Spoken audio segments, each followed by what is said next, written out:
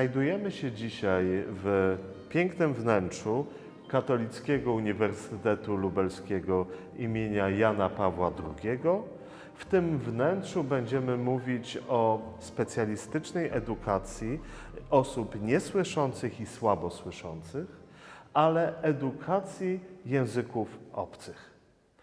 Witamy bardzo serdecznie panią profesor Ewę Domagałę-Zyśk, pedagoga, anglistkę, pracującą w Centrum Edukacji Niesłyszących i Słabosłyszących KUL, oraz panią dr Annę Podlewską, również pracującą w Centrum Edukacji Niesłyszących i Słyszących. Pani doktor jest anglistką, pedagogiem, nauczycielem języka angielskiego i co ciekawe, nauczycielem języka polskiego jako języka obcego. Pracuje pani również na Uniwersytecie Medycznym, tam w Studium Praktycznej Nauki Języków Obcych, również ze studentami o specjalnych potrzebach edukacyjnych. Współcześnie wszyscy uczymy się języków obcych, zwłaszcza języka angielskiego. Dlaczego temat nauczania języków obcych osób niesłyszących i słabosłyszących jest zatem tak wyjątkowy?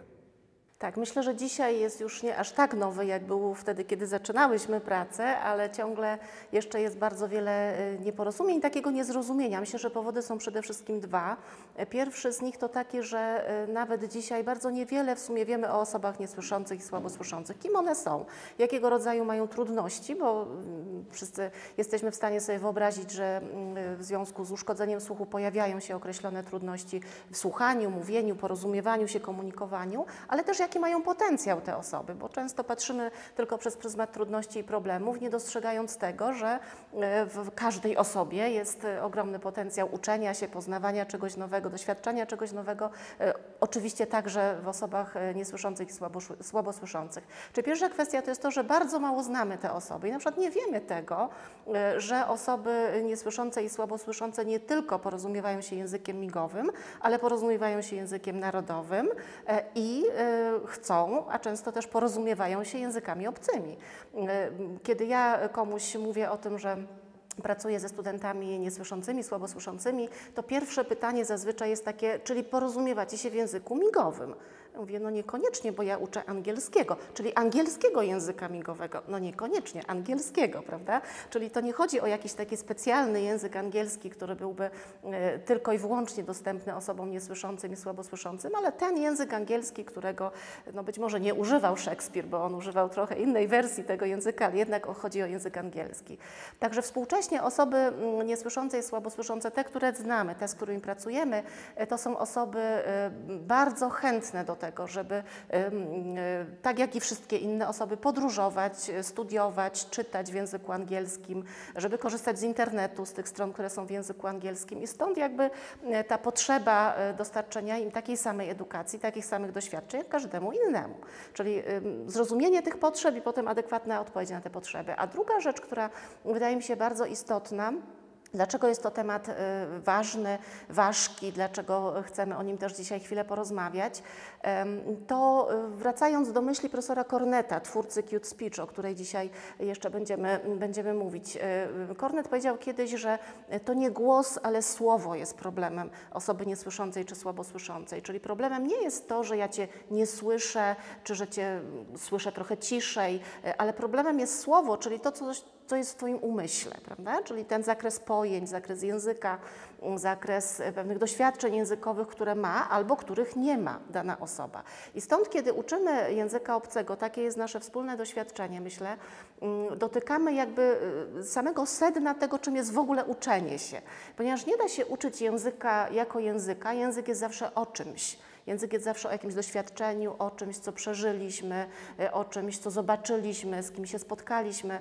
Jeśli nasi studenci, nasi uczniowie mają różne doświadczenia, to mogą potem o tym opowiedzieć, czy po polsku, czy po angielsku, często przy naszej pomocy. Jeśli nie mają tych doświadczeń, nie mają pojęć, którymi mogą nazwać te doświadczenia, nie tylko mają trudności w uczeniu się języka polskiego, języka ojczystego, ale też języka angielskiego, czy każdego innego języka obcego. Stąd takie nasze przekonanie, że właśnie to nauczanie języka obcego, zwłaszcza języka angielskiego, ta nasza surdoglotto-dydaktyka, koniecznie chcemy, żeby ta nazwa dzisiaj też tutaj wybrzmiała, jest tematem istotnym. Możemy powiedzieć o prawach człowieka, możemy powiedzieć o prawach osób z niepełnosprawnościami do takiej prawdziwej, rzetelnej, pełnej edukacji. Możemy powiedzieć o takiej ludzkiej potrzebie, podobnej do potrzeb wszystkich innych osób i stąd myślę, że to miejsce jednak uczenia się języka obcego jest szczególne. Jest szczególne w całej tej właśnie plejadzie uczenia się w ogóle. Czy wobec trudności, jakich doświadczają osoby niesłyszące i słabo słyszące w nabywaniu umiejętności własnego języka narodowego, warto je uczyć czytać, pisać, mówić i słuchać w języku angielskim? No, dzisiaj mogę odpowiedzieć tak z ogromnym wykrzyknikiem, natomiast w momencie, kiedy zaczynałyśmy tą pracę w ramach lektoratu z języka angielskiego ze studentami niesłyszącymi i słabo słyszącymi, nie było to takie wcale oczywiste. Czytać na pewno, pisać również, ale czy mówić, czy słuchać? Ponieważ no, byłyśmy bombardowane tymi wątpliwościami, nie do końca byłyśmy przekonane. I ja pamiętam taką rozmowę myślę, mogę powiedzieć, naszym mentorem, panem profesorem Bogusławem Markiem, który na KUL-u zajmował się tyflodydaktyką, czyli nauczaniem osób niewidomych i osób słabowidzących. Panie profesorze, no to powinnyśmy czy nie powinnyśmy, jak pan uważa? No i pamiętam, że pan profesor wtedy odpowiedział pytaniem na pytanie. No dobrze, a czy wasi studenci komunikują się w języku polskim werbalnie? No i odpowiedziałyśmy, że tak, niektórzy tak, niektórzy preferują komunikację właśnie werbalną w języku polskim, a nie komunikację w polskim języku migowym. No i tak jakby dalsza rozmowa już nie była konieczna, no bo to pytanie było jednocześnie odpowiedzią. To dlaczego nie mają robić tego samego w języku angielskim? Tylko to pytanie zrodziło kolejne pytanie. No dobrze, ale jak to robić? Jak to robić skutecznie?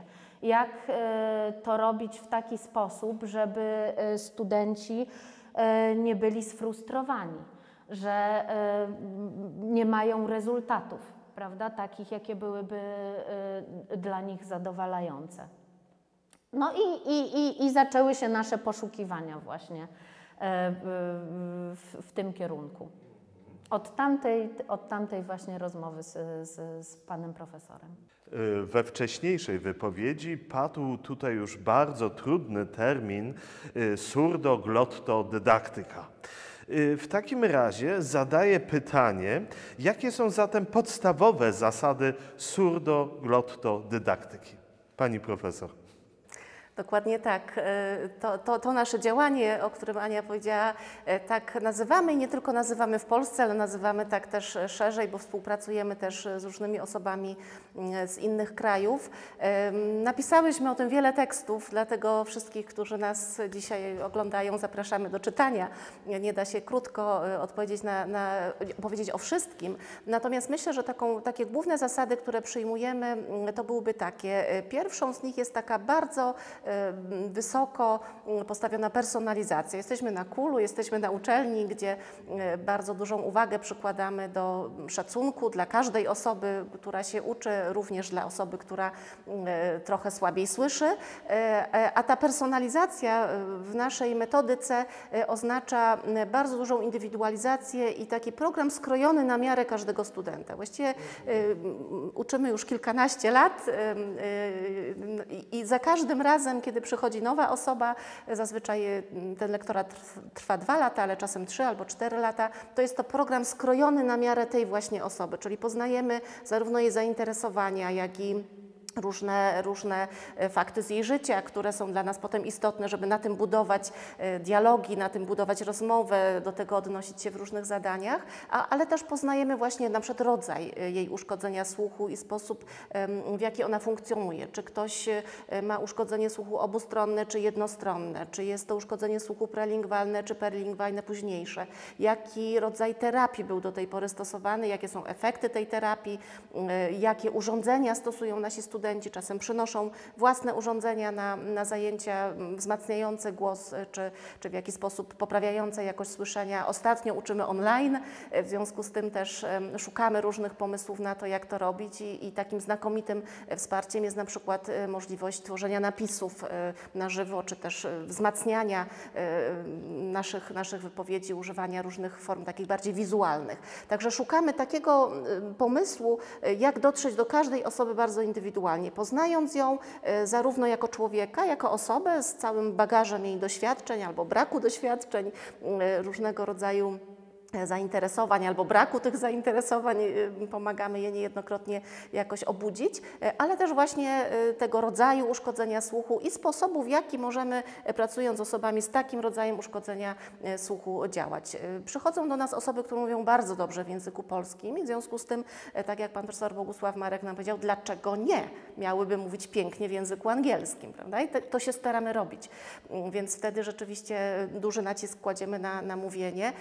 Są natomiast osoby, które mówią trochę mniej w języku polskim, posługują się tylko językiem polskim do takich prostych konwersacji i wtedy wiemy, że w języku angielskim nie osiągniemy więcej niż w języku narodowym, ale niejednokrotnie te osoby dają nam taki bardzo czytelny sygnał, że chcą, prawda, móc się przywitać, móc napisać prosty mail, SMS, móc zrozumieć, przeczytać i tak dalej, więc zawsze jest to kwestia takiego dotarcia do tego, jakie są potrzeby, jakie są nasze możliwości odpowiedzi na te potrzeby.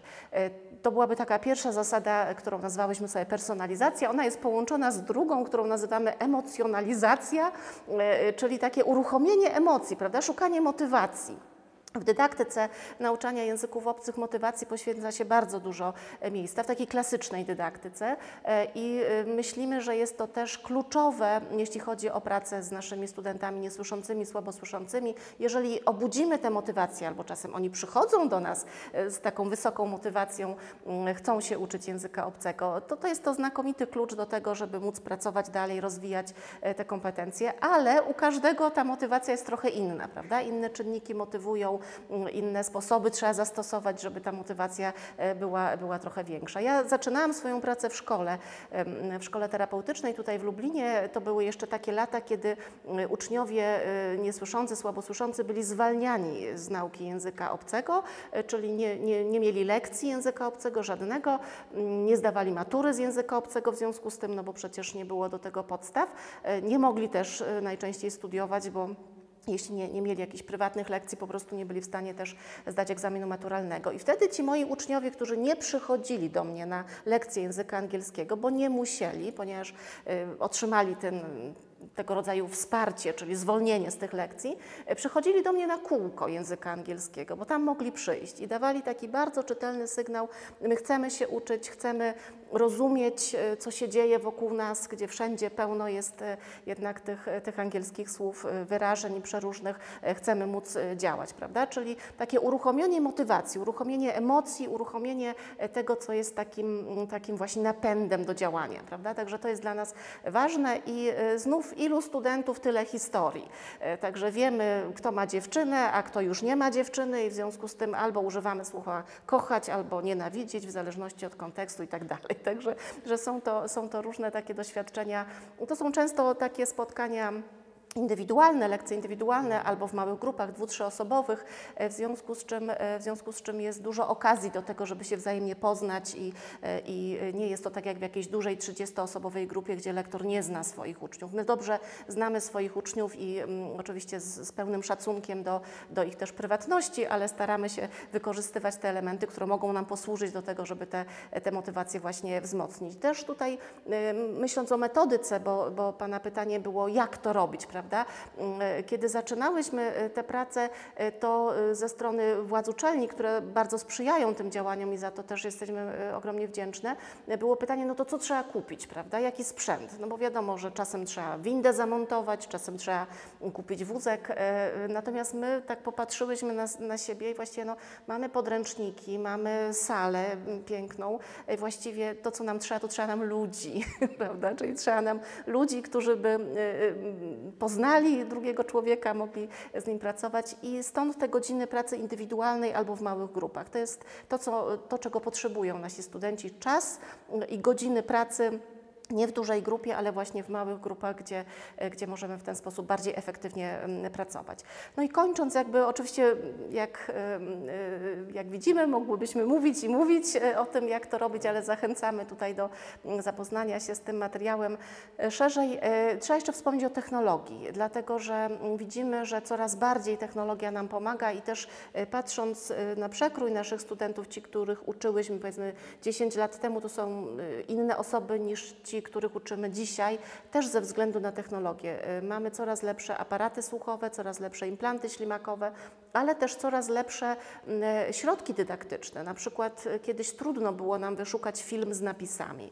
Praktycznie nie było takich materiałów dydaktycznych. Dzisiaj w regularnych podręcznikach są już załączone filmy z taką opcją, że możemy włączyć napisy albo wyłączyć napisy, różnego rodzaju też inne sposoby, które nazywamy projektowaniem uniwersalnym w uczeniu się. I doskonale nam to pomaga właśnie w pracy.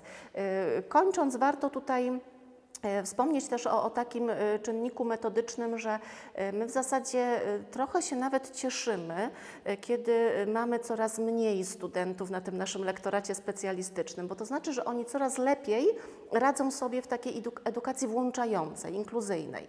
Nie przychodzą na nasz lektorat specjalistyczny, bo radzą sobie już w grupie. Właśnie mając film z napisami, mając w nauczaniu zdalnym doskonale widoczną twarz nauczyciela, napisy, które pojawiają się, prezentacje różnego rodzaju. Stąd jakby to wykorzystanie technologii jest bardzo istotne. Myślę, że ogromnie pomaga, no i jest też niezbędne wtedy, kiedy mówimy w ogóle o używaniu języka. Uczymy się języka angielskiego też przecież po to, żeby móc właśnie korzystać i z technologii, i z internetu, i z różnych źródeł, które są tutaj istotne.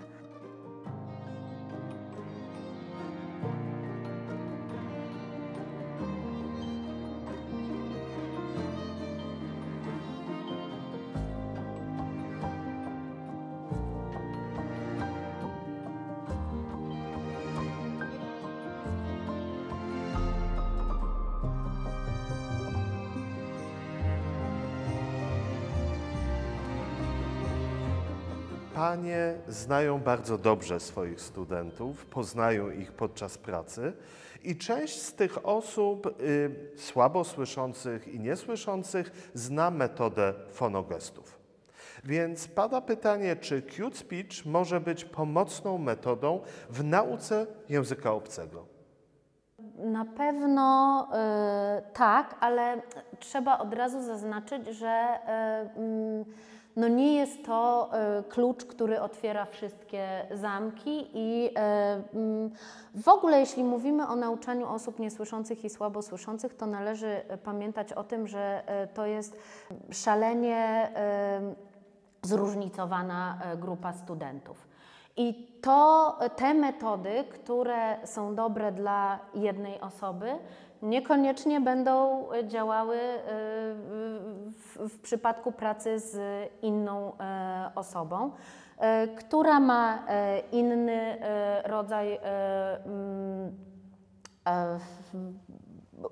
uszkodzenia słuchu, czy też no, inne doświadczenia, na przykład z wcześniejszej edukacji. Także na pewno zawsze warto, rozpoczynając pracę z nowym studentem, po prostu spytać. Albo zachęcić poprzez przedstawienie planu działania, takiej agendy na samym początku. Chcemy osiągnąć to i chcemy to zrobić przy pomocy takich to a takich narzędzi i czy mamy zielone światło, czy jest zgoda taka świadoma na to, żeby spróbować w ten sposób pracować. I fonogesty na pewno są dobrą metodą dla osób, które znają właśnie fonogesty, czyli fonogestują w języku polskim, bo nauczyciel nie musi już tłumaczyć całego, na czym polega ten system. I jest to dobra metoda z tego względu, że uwrażliwia studentów na cechy fonemiczne danego języka obcego poprzez aktywizację kojarzenia bodźców polisensorycznych i koncentrację uwagi. To może nie jest dla wszystkich klarowne objaśnienie, więc ja chciałabym się posłużyć taką metaforą zanurzenia w strumieniu mowy. My, czyli osoby słyszące, nieustannie kąpiemy się w języku. I to jest, ta mowa jest dla nas transparentna.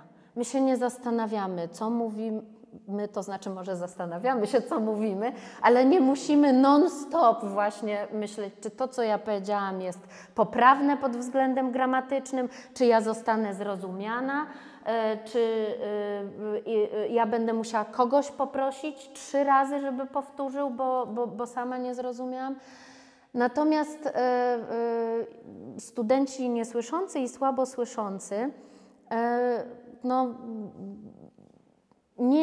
nie kąpią się tak jak my w tym strumieniu mowy. Często to nabywanie języka jest bardzo żmudnym procesem. I stąd właśnie ta wartość fonogestów. One są tak jakby taką aplikacją, która pomaga przy odczytywaniu z ruchu warg.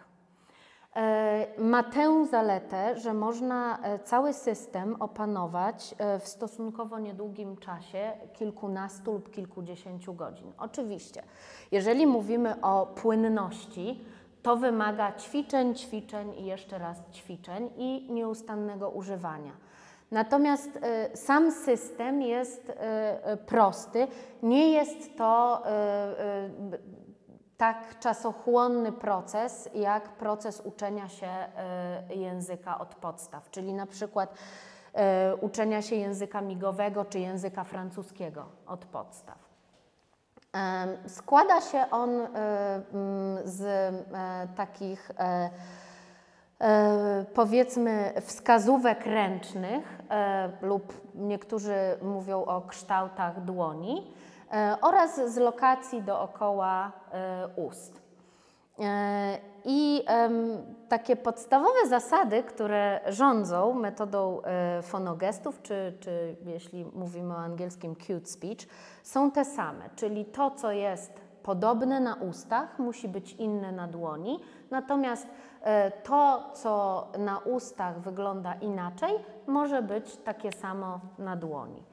I informacja z ręki plus informacja z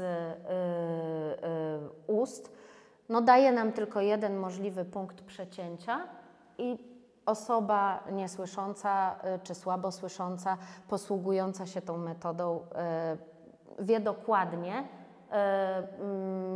co rozmówca przekazuje. Nie musi zgadywać. Nawet jeżeli ktoś fenomenalnie opanował odczytywanie z ruchu warg, to nie jest w stanie odczytać w 100% komunikatu. Zawsze są pewne niedopowiedzenia i resztę trzeba zgadnąć. I może podam taki przykład. Ten kształt dłoni służy między innymi do pokazywania my. Będziemy mówić o głoskach dwuwargowych, ponieważ one są podobne czy identycznie wyglądają na ustach. Ten ze schowanym kciukiem, bardzo podobny, służy między innymi do pokazywania by. natomiast ten to p. No i teraz, gdybyśmy chcieli wyartykułować 3 różne, ale podobne słowa w języku angielskim, takie jak mat, pat i bat, jeżeli zrobimy to tylko ustami, bez wibrujących strun głosowych, no to jest praktycznie nie do rozróżnienia. Natomiast jeżeli dodamy te wskazówki ręczne, nasz odbiorca doskonale się zorientuje bez wysiłku i bez tego zgadywania z kontekstu, co próbujemy przekazać. I tam moja droga, jeśli chodzi o użycie metody fonogestów czy cute speech do nauczania języka angielskiego jako obcego studentów niesłyszących i słabosłyszących, zaczęła się właśnie od lekcji ze studentami niesłyszącymi, którzy posługiwali się zarówno polskim językiem migowym, jak i komunikowali się też werbalnie w języku polskim. I ja pamiętam, że taką pierwszą lekcję, kiedy poczułam się fantastycznie, bo udało nam się pokonać pewne problemy, jeśli chodzi o braki w wiedzy konceptualnej, bo brakowało nam pewnych znaków w języku migowym na pewne słowa i chwilę zajęło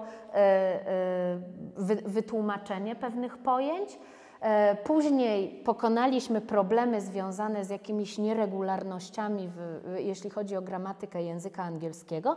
I ja tak się mentalnie poklepałam po ramieniu i powiedziałam sobie, no jesteś super, bo sukces. Ale patrzę, że studenci siedzą tacy markotni i wymieniają między sobą spojrzenia i w ogóle nie widzę na ich twarzach satysfakcji, więc jest taki rozdźwięk między moim poczuciem, prawda, udanej lekcji, a ich odczuciami, więc pytam, o co chodzi, dlaczego wy się nie cieszycie, przecież no, ta lekcja poszła nam naprawdę fantastycznie. No i studentka mówi do mnie, no tak, ale po co my to robimy? Więc ja wobec tak postawionego pytania stwierdziłam, no jak to po co? Przecież to wy wiecie po co, przecież to wy chcecie się uczyć angielskiego. Na początku sprecyzowaliście te swoje cele i skąd teraz to pytanie? I ona mówi, bo wiesz, mnie chodzi o to, że ja nigdy nie będę mogła porozmawiać z kimś w języku angielskim. Nikt mnie nie zrozumie. My tu tylko piszemy i rozmawiamy z tobą, a co jak ja będę chciała jakąś sprawę załatwić, swój interes wynegocjować. No i to był dla mnie właśnie taki znak, że trzeba spróbować poszukać jakiejś metody, jakiegoś sposobu właśnie skutecznego uczenia także mówienia.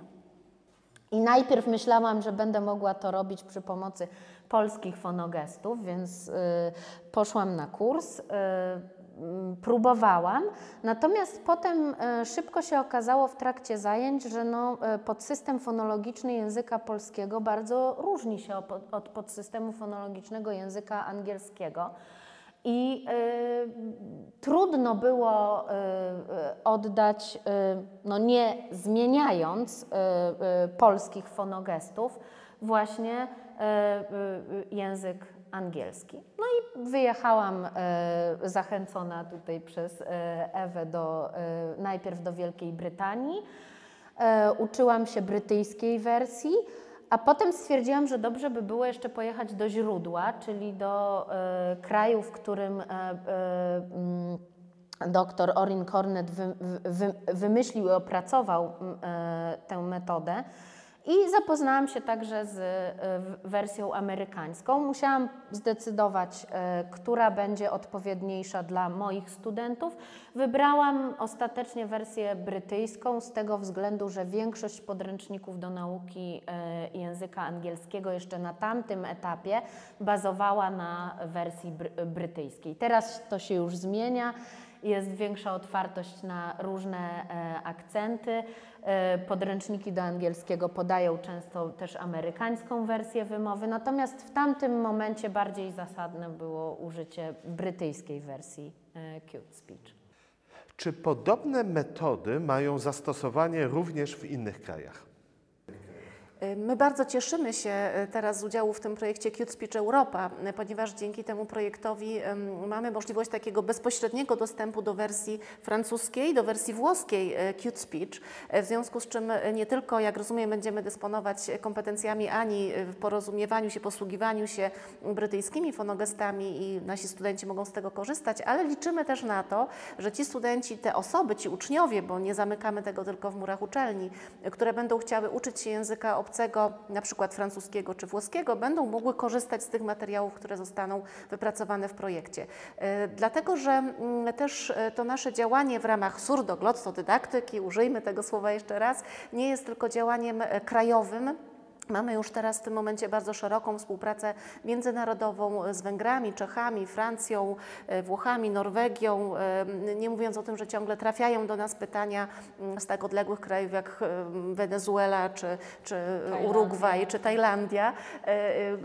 Jesteśmy pytani, jak to robicie, podzielcie się z nami waszym doświadczeniem. Chętnie to robimy, mamy taką międzynarodową grupę badawczą, która zajmuje się właśnie nauczaniem, uczeniem się języka angielskiego jako obcego. Wszystkich zapraszamy na naszą stronę, zapraszamy do dołączenia do naszej grupy i do dołączenia do naszej pasji, bo chyba tak możemy powiedzieć, że nie jest to tylko praca zawodowa, ale jest to taka nasza pasja, którą bardzo chętnie podzielimy się z każdym, kto będzie chciał nas słuchać.